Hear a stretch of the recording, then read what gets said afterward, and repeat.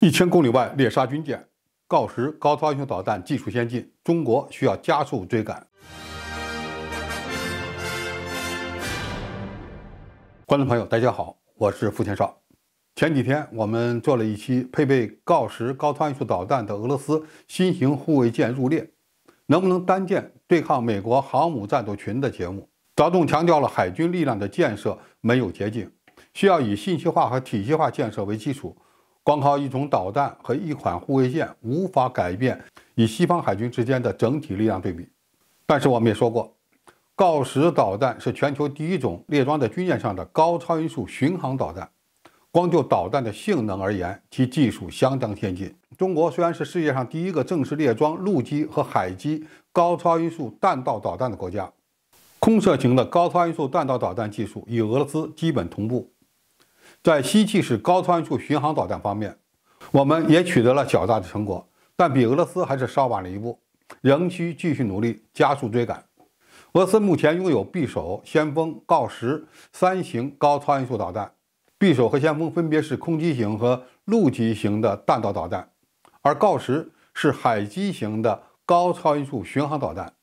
前两种导弹使用的都是固体火箭发动机推动的滑翔弹头，这种技术中国也有。根据俄罗斯官方的说法，锆石的最大速度可达9马赫，射程超过1000公里，而先锋的速度能够达到20倍音速。所以锆石的表面性能不是最厉害的，但是技术含量却是最高的。为什么这么说呢？因为锆石使用的高超音速巡航导弹在技术上有一个特点，那就是使用了超燃冲压发动机。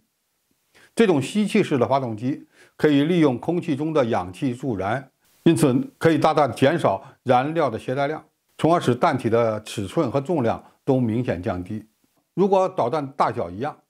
那么它的射程要比常规的采用固体火箭发动机推进的导弹的射程高4倍左右。我们可以想象一下，如果采用了这种技术后，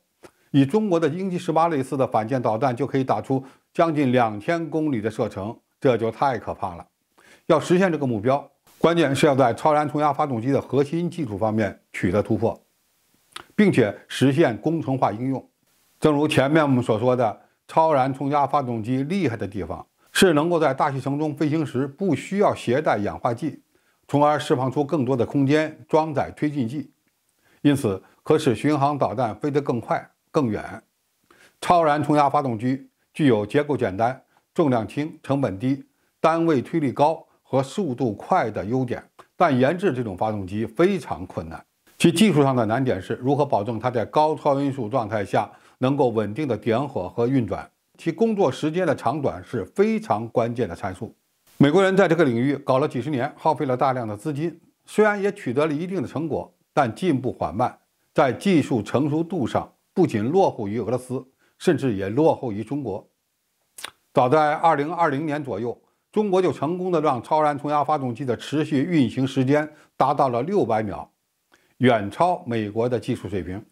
中国现在研发的先进高超音速动力装置方案也很多，比如组合式发动机、超燃冲压发动机、脉冲爆震发动机、斜爆震发动机、旋转爆震发动机等等，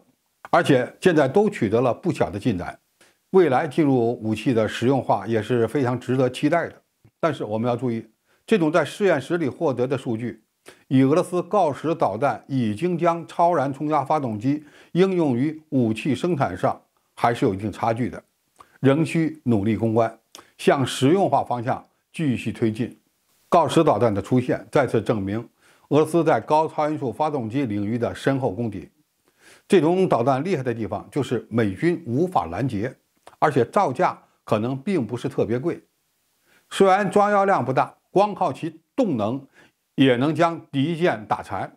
俄罗斯现在的问题是军舰的平台不行，但是只要护卫舰在近海航行，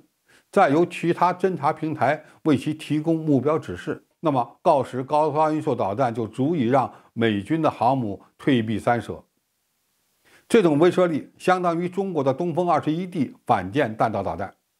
总体而言，在短时间内，全球以超燃冲压发动机为核心的高超音速巡航导弹武器仍然要以俄制的锆石为首。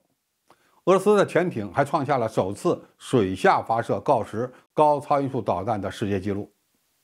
未来就要看俄罗斯能不能解决锆石的大批量生产问题了。因为从俄乌冲突的情况可以看出来，再高精尖的武器，如果装备数量少，那么作用仍然是相当有限的。目前在高超音速导弹的发展方面，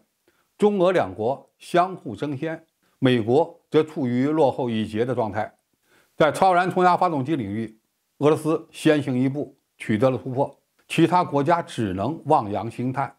唯有中国具备赶超的实力。下一阶段，中国必然会厚积薄发，加速发展，列装自己的高超音速巡航导弹应该指日可待。好，今天评述就到这里，谢谢大家收看，我们下期再见。